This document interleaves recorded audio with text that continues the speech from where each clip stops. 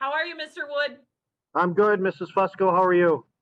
Hanging in there. We're doing it. Last one. Last but Hey, certainly not least. of course. And I'm doing it from the classroom so they can I get a was going bird's to eye say, view of the classroom. so pumped. All right, let's do this. Let's talk about your program, and I'd love a tour if you're willing. Yeah, no, definitely. Let's get some of the logistics out first. Yeah. I'm Tom Wood. I teach the plumbing and HVAC class here at Potter. And, we come in, we do a lot of hands-on stuff, and we get a lot of book work in, and, we learn a lot. We don't just do, we do a little bit of everything. We don't just do plumbing and work on furnaces and air conditioners. We work with wiring. We do some electrical. We do some welding, some soldering. We do all kinds of different stuff. So it's not just one specific trade. We do a variety of different things. Right. Well, and you get to work on the house as well. Yes. So here at Potter, they build a house for Habitat for Humanity. That basically pretty much gets donated for the most part. We go out there, we do the plumbing in there, and then we also get it. How Mr. Merlino was just complaining about how cold it gets when they do the wiring. And well, we get the temporary heat over here at Potter, and we get them a little warmer, so they're not whining about it. Yeah, you guys are the saviors of the house. Exactly, because we got to keep them comfortable. Right. So, what are some? Do you want to talk about specific topics that are covered in your class? Hey, it's right. You're running the show, so I'm here to answer your questions. Let's roll with it. What do you get to cover? So, this time I do have a few projects that the students that have done in the class. Yeah, let's see. One of them is a soldering project. Mm-hmm. And what they do is they solder all the fittings on. They learn how to solder the right way. Mm-hmm. The other thing is that I go through and I put water in it, and I let them hold it when I turn the water on. So if they get wet, they have leaks, and it's not good. Mm-hmm. Once everything's all done and graded, they drill a few holes in it, and they can take it home and they can use it as a sprinkler. Nice. So yeah, that's one of the projects. Now we're getting into the newer stuff, which is instead of using copper in a lot of homes, people are using a lot of PEX nowadays. It's what? This is PEX, PEX. Yep. Okay. So this is a new form of running the water lines in your house, and so the students get to work with this. And this is a lot easier, a lot less work involved in this. The day and age is how quickly we can get things done nowadays with the trades, and this is one of the easier ways of doing it. Yeah. It's blue is for cold and the red's for hot. It makes it real simple for people. So they also have to learn how to do the drain, waste, and vent in your house. So the drain, waste, and vent is usually now done in PVC pipe, and they learn how to clean it and glue it. So the purple stuff, if you walk through your basement in your house and you have the white pipe for your drains, mm-hmm. The purple stuff has to be shown. If inspector or if I can't see it, that means that you didn't clean it properly. So it has to be cleaned with this purple stuff first, and then it can be glued and put together. So it's a few. So the purple stuff isn't the glue? No, the glue is actually clear. The purple stuff is just a cleaner or a primer, they call it. Okay. So interesting. Yeah. One of the newer things that they're doing, and I just have a couple of samples of this, and this is going to be a new tool that we're going to be getting, I believe, within the next couple of months. This is a new style of PEX, and this it just expands the PEX over the fitting. So if I pull up this other one, where you see those metal clips in there? Yeah. So those are cinch rings. These here, there's no more metal that's involved in it. And what it does is the tool expands the PEX, and then you push the fitting over top in it, and it shrinks down on top of it. So it's a lot nicer, neater way of doing the PEX. And it's a lot easier, too. Tool's expensive, but we're getting one. So is the plumbing industry and HVAC industry moving away from metal pipes and metal fittings and metal?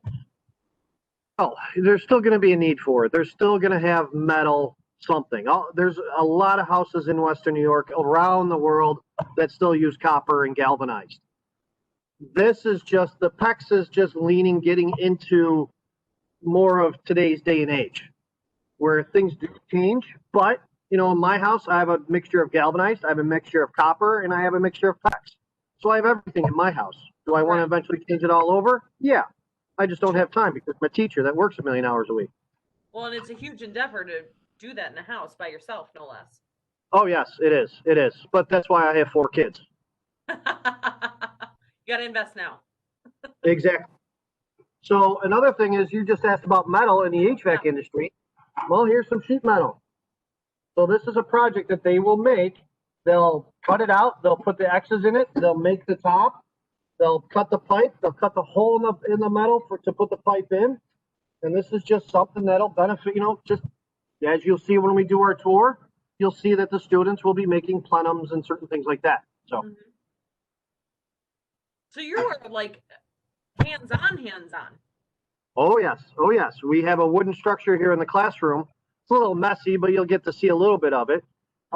They go through, they'll run the drain, the waste, the venting on it, the hot water, the cold water line. And guess what? I put water on. I turn water on. I pressurize it to see if there's any leaks. Nice. So we hook up vanities, the toilets, kitchen sinks, everything we do in here for the plumbing aspect of it. Right. So it sounds like everyone's ready to go out into the workforce if they want once they graduate. Pretty much. Majority of my students go right out into the industry and work. They go to college. If they do well on their internship in their senior year, majority of them, they will end up with a job before they graduate. So they could go on to their do college programs too with your articulations, but that doesn't mean that they have to. They could go right into the workforce. Correct. Yeah. So we do have 3 colleges that we do have articulation agreements with, but they can actually go out and start working right out of class, right as soon as they graduate. Right. And so necessary, like wildly necessary. What does the job market look like in 2020 for plumbing and HVAC and all of that good stuff? There's a huge need. There is a need for the trade. There will always be a need for heating. I mean, you need, in Western New York, how are you going to heat your house if you don't have a furnace? Right. I mean, there are other supplements, wood burners and things like that, but everybody needs some sort of heat. You need water lines to run water so you can wash your hands, take a bath, whatever, cook. You're going to need, if you have gas lines running through your house, plumbers or even HVAC guys, heating guys, can go through and do cut and thread and fix gas lines. So there's so many different things that we can do, but the need is unbelievable. There is such a huge need. Every like traditional skilled trade teacher that we have has said that there is a huge deficit in people coming into the industry versus people leaving and retiring. Well, specifically retiring from the industry now. So we're going to have a big gap and a lot of openings, right? Yeah. Oh, yes. I mean, for the longest time, I'm 40-something years old. I'm 46 years old. And when I was still in the industry in my 30s, I was still considered one of the youngest ones in the field. So, a lot of the old timers are moving, they're retiring. But the younger kids, there's not a lot of younger kids that are getting into it, and that's what we need. We need some that are willing to work, show up to work on time, being able to think quickly on their own in a heartbeat when they're doing things. But that's why it is with any job or any trade, really. You got to be able to go through, think on your feet, and be able to get to work and be able to take initiative. Right. Absolutely. Well, and to be able to feel confident about what you're doing too, right? So yeah. That's equally as important. Yes. So in your class, we saw some projects. Does your junior year look much different than your senior year? Are they kind of the same? They're very, very similar. This junior year is mostly a lot more of that's hands-on. They have a little bit more time to do projects. But when it gets to the senior year, they redo a lot of the projects, but it has to be at a faster pace. And we get more into the nuts and bolts, the reason why you have to do it this way, get more into the electrical end of things and trying to really get things running the way they need to run. Right, the nitty gritty. Yes, exactly. So you have a question. What are entry-level work what's entry-level work look like after high school? students out, if they graduate from my program and they go out into the industry and they start working for a company, majority of the time, I don't know if it's 90%, but majority of the time when they get a job, they are a install helper, we'll say. So they'll start off as like in HVAC industry, in the heating and cooling industry. They will start off as a helper doing installs, whether it's a furnace install, furnace and air conditioner, an air conditioner install, things like that. New builds, new construction, but that's also the same for plumbing also. So there are a lot of jobs that are out there for entry level. It's just getting the one that individual likes the most. Can you, okay, so we didn't talk about this last week. I'd like to ask you now, what is the main difference? I know you teach both, but what's the main difference between being in HVAC or being a plumber? Is there one? Oh, there is one. So we'll get up here a little bit. So as I show you here, okay. So these are the purposes in the classroom. So as you see on this one right here, okay, you got the plenum. This is the plenum, which is the metal that's on top. Okay, so HVAC stands for heating, ventilation, and air conditioning. Okay. So HVAC is primarily working on the equipment, installing the equipment that has to do with heating or cooling your home. Okay. Mm-hmm. So plumbing, the difference with that is you got a little bit of a wooden structure here. It's a little bit of a mess up there because we kind of had to leave in a hurry. But and they're also still in the middle of doing it. They're going through. They're doing the drain, the waste, the vent. This week when they're going to get started. Here's a tankless water heater here. They're going to get started on doing the hot and cold water so that everything has, so we can run water through the structure.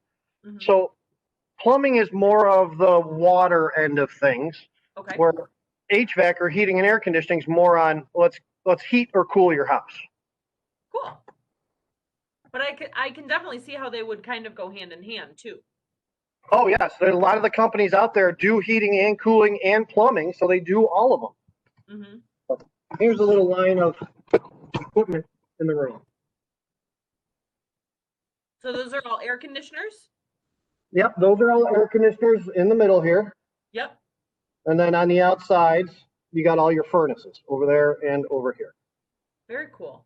So kids really get to learn how to install, how to fix, all of those things, and they're right in there. Now, I'm not encouraging anyone to go tinker with the things in their home. However, if they were to break, a student maybe at the end of their senior year could at least maybe assess what's wrong. Yeah, oh, definitely. I actually have one of my seniors this year. Maybe about a month or so ago. It was before Thanksgiving, and he was having problems with his furnace at home. And I said, okay, fine. When you leave here today, go home because seniors are in the morning. When he went home, said, all right, call me or I'll just shoot me a text. I'll FaceTime you and I'll talk you through it. Yeah. I asked him questions and it led for him to fix the furnace. See, there we go. So, yes, exactly. So there's some new equipment that we got over here. Mm-hmm. So we got some new furnaces and new air conditioners this year. We got 8 new furnaces, 8 new air conditioners, a bunch of new, I don't know, not a lot of people get excited for this, but a bunch of new toilets. Hey. Some new vanities. And again, we're trying to get some new tools in here. But if you see this white thing above me? Yes. That is a ductless air conditioner. Your room has air conditioning?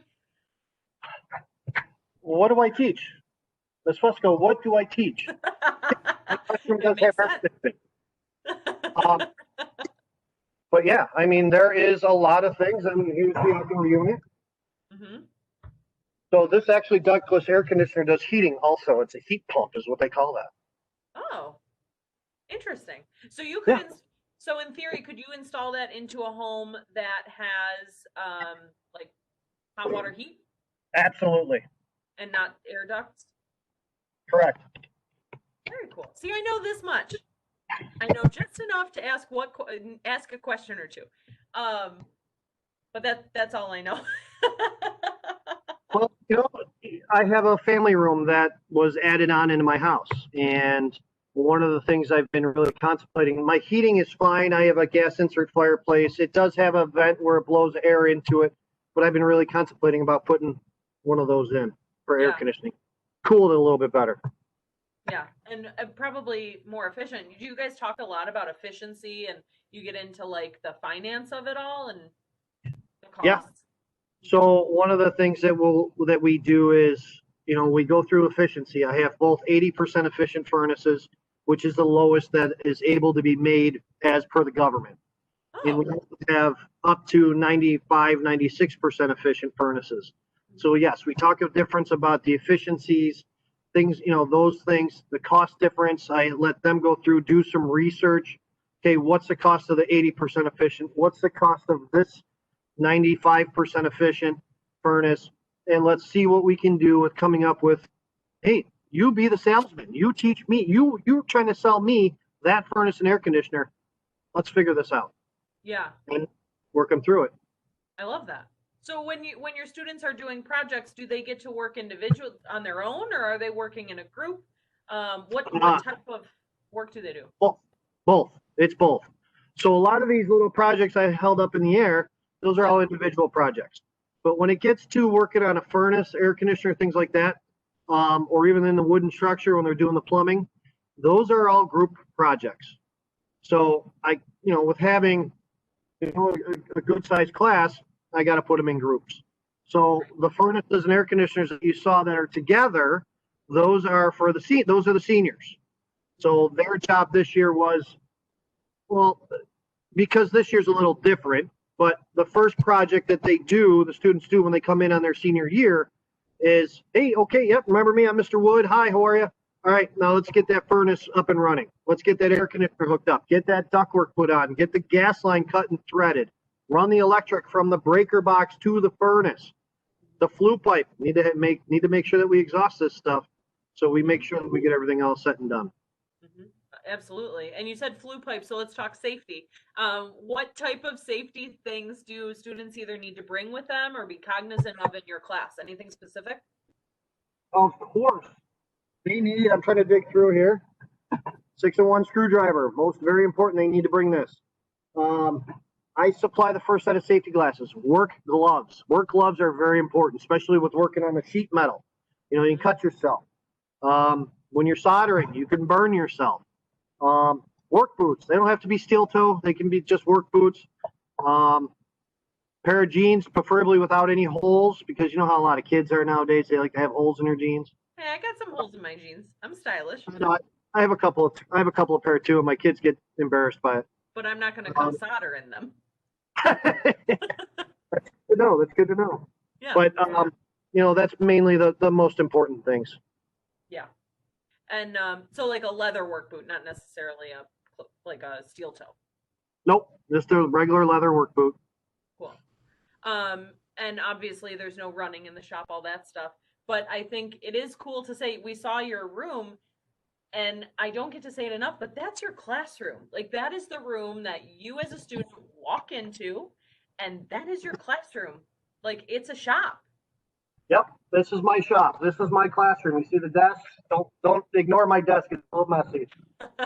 But this is what I look at every day. Mm-hmm. So it's nice because if I'm going through and I'm teaching the kids something and they're not getting it because I'm standing up here, all right, come on, let's go over to this. Let's go over to this furnace. Let's go over to the plumbing show. Let's go over to a vanity or the kitchen sink. Then it's easier for me to say, okay, let's just get up and walk over here, versus where some of the other classes, they have to get up, walk down the hall, or go into another room. I have it all right here. Okay, let's go look at it. Okay, now let's come back. Now, yeah, we got it, Mr. Wood. We understand. Yeah. Well, there's something, Mr. Merlino and I were talking about the same thing. There's math and science involved, and the word math scares people. It scares me. I was not good at math in high school, but, when you have a visual, when it's applied math, it's completely different. It's a whole different ballgame than doing it on paper. And I think that's the benefit of our program, is that some students that are not like mathematically, scientifically inclined, or don't feel that they are, can come to our program and manipulate those things and realize, that they can do these things in the right setting. Right. The math for the HVAC and HVAC and plumbing both, the hardest thing is learning how to use a tape measure, which that's one of the things that they need to bring with them. A tape Learning how to measure. read a tape measure. A Mhm. tape measure is a very important tool. If you're not able to read it right, guess what? We're going to be spending a lot of time here so that they know how to read a tape measure. Right, because it's a necessity. Oh, absolutely. You need to make sure that you're measuring that pipe right or measuring that sheet metal right so it fits right. Right. But also math, a lot of the simple math, especially in HVAC, if you're, out doing service calls, adding and subtracting. Mhm. That is the most hardest. A lot of the other stuff that we teach you is, like sizing a furnace or calculating heat runs. That's all easy stuff. But guess what? I have these cheater charts floating around here that you end up getting one. Mhm. So I try to make it simple, easy. But the most important thing, well, two most important things that we do is we're safe and we're having fun. I love that. Because truly, that's like every CTE program. I wish more people knew about them, so I'm happy we're doing this. We have some questions, though. Um, Cool. Two questions. So, what is your average class size? And the second one is the daily tools that you need, do they stay in the classroom at the shop, or do you bring them back and forth every day? So let's go. What was the first one again? Average class size. The average size. So this is my fourth year of teaching. Um, Sixth year on the program. When I first got started teaching, it was rather on the small side. Now this year I have 17 seniors and 26 juniors. So the size of the So it's a classes big are class, increasing. yeah. Yeah, they are increasing. They are getting big. Um, but it's things move a little bit faster, a little bit smoother the more kids you have. But it's exciting for me because I got 26 kids that want to learn this. Mm-hmm. And it's great. I have a lot of passion for this, and I really want to push all my knowledge that I have in this bald head of mine and push it on all these little kids to go through, all these younger people to Yep. go through and learn this. Right. The tool wise, the only couple of tools that they need to make sure that they have every day is their 6-in-1 screwdriver, and a tape measure. And normal school year, without COVID, there are lockers in the classroom that they can leave stuff here Mm-hmm. when they're, in between where, when they come back and forth from their homeschool. But I do Right. have a school room that is a little bit, again, probably messy because we left in a hurry. It is a lot messy, but we do have a bunch of tools right there, hand tools. Mm-hmm. Yeah, I know. You're holding your mouth because my tool room's a little messy. No, I had an itch. Uh, so we do have a lot of tools in here. We do have some more. And then again, like I said, I ordered more. I'm looking to get some more here soon. Mm-hmm. So, I mean, the moral of the story is the tools, there are very few that the students need themselves because they're probably using constantly. Like that tape Yep. measure is going to get used a million times per class. Same with Yep. the 6-in-1 screwdriver. But all the other things are there to be used, right? Yeah. Oh yeah. Oh yeah. They're supplied. Yep. They're supplied. They're here. And if they're broken, usually we try to get them fixed right away or replaced, and we kind of go from there. Mm-hmm. Man, so there's my last question I ask everyone. So what is a trait that a student could bring to your class that's going to make them successful? It's, I heard you ask Mr. Merlino this, and it's a good attitude, willing to learn, willing to work hard. The math, the science piece, like Mr. Merlino, that's all well and good, but you know what? You're going to learn that here. You'll get better here. And it's just a matter of, just a great attitude, willing to work with other people, and having some fun. Yep, exactly. I keep saying we're kind of like the anti-typical classroom. Because with COVID and everything, everything's online, and then you come in and you're kind of doing stuff at your homeschool. I'd assume that you're doing similar things to what you're used to, desk and blah blah blah. But here, you walk into a shop that is your room, and you get going, and you get to manipulate stuff with your hands, and learn things you're not going to learn in English class or social studies and things like that. So it is a really cool experience, and I hope that if all of this is still going on, I hope it's not, but if it is, I hope that our students look at it as an exciting part of their day and an exciting option to kind of change up what they're used to. Right. One thing I don't do is normally on a daily basis, I don't give a lot of homework, but now with this whole COVID thing, students are getting a lot of the nuts and bolts of the stuff out of the way when they're at home, and when they come in, they're working. Their hands, they're touching something. They're working on something. Like I said, they're starting to work on going through, getting the hot and cold water lines in the wooden structure up and running and done Right. as soon as possible. So we're always doing something every day, no matter what. Normal school day, normal school year. Every day they're putting their hands on something and touching something and doing something. Yeah. So, I mean, it is just a cool opportunity. CTE is cool. I'm biased. It but is. it's cool. Yeah, I wish that this program was here. It would have saved me a lot of money, because I really wish that this program was here when I was going through high school, because I sure as heck would have done it. Absolutely. So it should be said that plumbing and HVAC is only at Potter, and there's only one class. So if a student is really interested in spending junior and senior year with Mr. Wood at Potter, to talk to your guidance counselor and get it put in your schedule sooner than later. There's no application. There's no entrance interview for our CTE programs. It's just first come, first serve. So make sure you're on that list early. Other than that, Mr. Wood, that's just about our 30 minutes. What the heck, man? It flew by this time. Man, I know. What do you mean this time? Well, Mr. Wood, thank you so much for sharing your classroom and being at Potter so we could see everything that you have going on there and telling us all about plumbing and HVAC. Hey, I'm glad I could do it. I was ecstatic that I was able to get in the classroom tonight so that we can go through and do this, because I think it's a lot better to see what's actually going on compared to that video I showed you last time. Well, for sure. It's always nice to see what's actually going on. It's easier to talk about. Exactly. And like I always tell you, Mrs. Fusco, come on down, hang out with me for a day. I'll teach you how to do some soldering, so the next time your hot water tank goes out, you can do it yourself instead of calling me. No, I'll still call you. Probably. Yeah. All right, Mr. Wood, thanks. Have a nice night. Thanks, you too. Thank you. All right, bye-bye. Bye. All right.